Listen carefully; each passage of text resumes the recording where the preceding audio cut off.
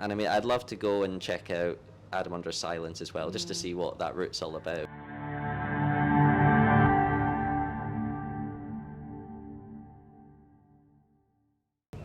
We're here with one of the world's strongest boulderers. He's previously a world-class comp climber who ditched the comp scene to focus on hard projects in the outdoor world.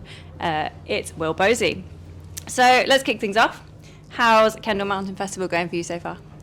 Oh, it's going really well. This is my first time actually coming here, and I'm really enjoying it. Last night I was doing a talk with Jerry Muffet and Max Milne, and it was a lot of fun, and I think the crowd enjoyed it too. So yeah, it's been really good so far. Awesome. So that was the Future of Hard Bouldering session. That's right. How was the sort of energy in the room? Did you have a good crowd?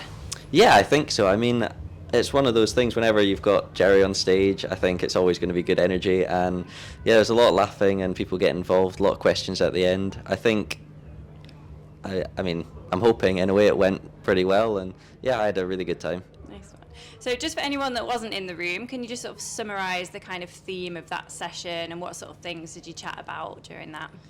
Yeah, so the session was about the future of hard bouldering. So we're sort of talking about where we think bouldering is going to go in terms of styles, grades, sort of what's going to be the next 5, 10, I guess 20 years, what's going to happen. So we started with Jerry Muffet talking about, I guess, the past of bouldering and what he did and how he developed it and sort of pushed it forward. And then I was chatting about a lot of kind of what's going on currently, and then where I thought it was going to go in terms of the outside. And then we had Max talking about competitions more, so seeing where the sort of crazy style of the indoor bouldering is gone, and where he pictures that's going to continue to go in competitions if it's going to get more wild. And yeah, it was really interesting. That real sort of parkour style bouldering that we're seeing a lot of on the comp scene. Nice. So you mentioned you had Jerry Moffat and Sean Coxey on stage. So that must have been pretty cool, sharing the stage with two massive legends. We're going to just assume that they're already on your list of people that inspire you. But who else sort of inspires you in the world of hard bouldering? Yeah. So yeah, it was absolutely amazing sharing the stage with everyone. And I mean, Jerry's obviously a big inspiration, but also sort of similar time, I guess, a bit younger, Malcolm Smith, who was a young Scottish boulderer at the time, I guess, climbing with them, who also doesn't really climb so much now, but he was like huge inspiration to me growing up. And I still remember, like, at the gym I started, when I seriously got into training, there were old sort of projects that he had set. It was right when he had stopped training there. And I remember, like, walking around as a kid, feeling these holes, just thinking, like, this is the most ridiculous thing in the world. Like, how can anyone climb this? So he was, like, a huge inspiration. And I say, although he's maybe not deemed so much as a boulderer, I think Adam Under still has to be, like, up there as, a top inspiration. Because even the short amount of time that he does spend bouldering, he puts up some crazy hard problems, and it's super inspiring. Yeah, superhuman. And did you all grab a pint after the session, or was it early to bed for everybody? No, it didn't finish that late, so yeah, we all went and grabbed a pint after. Excellent, true Kendall style. Yeah. So you're pretty well known these days as one of the strongest boulderers in the world. You've more than earned that title. Thank you. Does it ever feel normal to hear that? Is it still strange every time you hear it, or have you sort of gotten used to that now? I maybe got a bit more used to it, but yeah, it's definitely a strange sort of thing to hear, because in my head I still picture people like Adam and Malcolm as just being like the top boulders, and then so it's hard to imagine myself up there with them.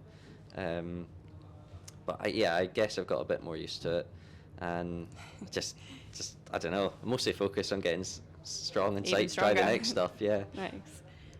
So 2022 was the year you went on what's sort of widely been referred to as your rampage, I think. 2023, even more hard boulders. Do we dare ask what's next?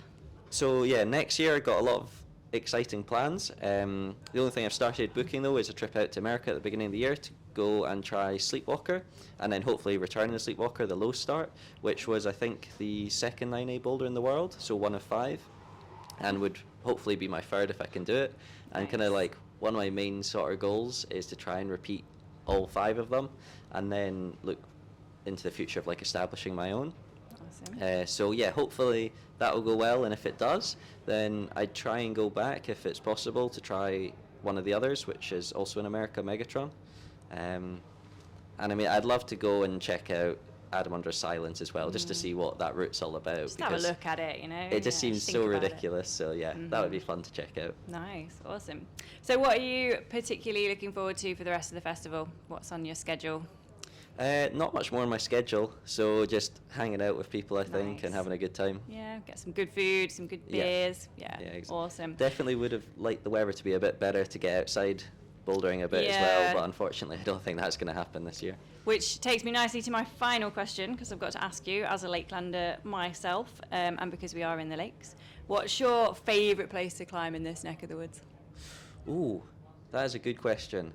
I mean, I guess probably the place I've spent the most time, because it's been quite wet a lot of times I've come, is the Powderstone. I don't think it's my favourite, but the style is very close to one of my favourite areas back in Scotland. So I always have like a really good time climbing there. I had one day at the Coningston copper mines, and that was amazing. So I'd like to spend more time there. Awesome. Cool. Well, thanks very much. Enjoy the rest of the festival. Thank you, and thanks for having me.